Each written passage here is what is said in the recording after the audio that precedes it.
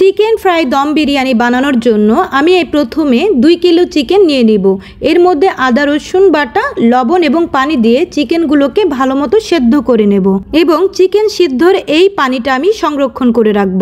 এবার পোলাও বানানোর জন্য অন্য একটি পাত্রে আমি তেল, পেঁয়াজ, 2টো স্টার অ্যানিস এবং দারচিনি, জিরা, ধনিয়ার গুঁড়া, গোলমরিচ গুঁড়া, টমেটো, আদা রসুন বাটা এবং একটু গরম মশলা গুঁড়া দিয়ে ভালো করে নেড়েচেড়ে নিব। সাথে আমি অবশ্যই পুদিনা পাতা এবং ধনিয়া পাতা দিয়ে ভালো মতো নাড়াচাড়া করে নিব। এরপরে আমি পরিমাণ মতো পানি দিয়ে দিব। তার মধ্যে দিব আমি লেবুর স্লাইস এবং কিছু কাঁচা মরিচ। এইখানে আমি পানির সাথে চিকেনের যে স্টকটা রেখেছিলাম সেই স্টকটাও দিয়ে দিব।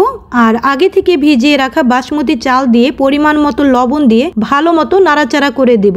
এরপর ঢাকা দিয়ে আমি কিছুক্ষণ রেখে দেব।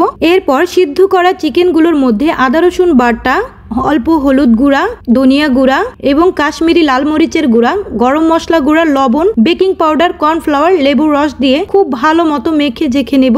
এরপর ডুবো তেলে চিকেনগুলো ভেজে নিলেই একদম রেডি হয়ে যাবে মুচমুচে ক্রিস্পি চিকেন ফ্রাই। এরপরে আমি সেই আগে থেকে বাসমতি রান্না করা ভাতের মধ্যে এই চিকেনগুলো বিছিয়ে দিব আর হয়ে যাবে আমার চিকেন ফ্রাই দম বিরিয়ানি। খেতে খুবই ইয়াম্মি।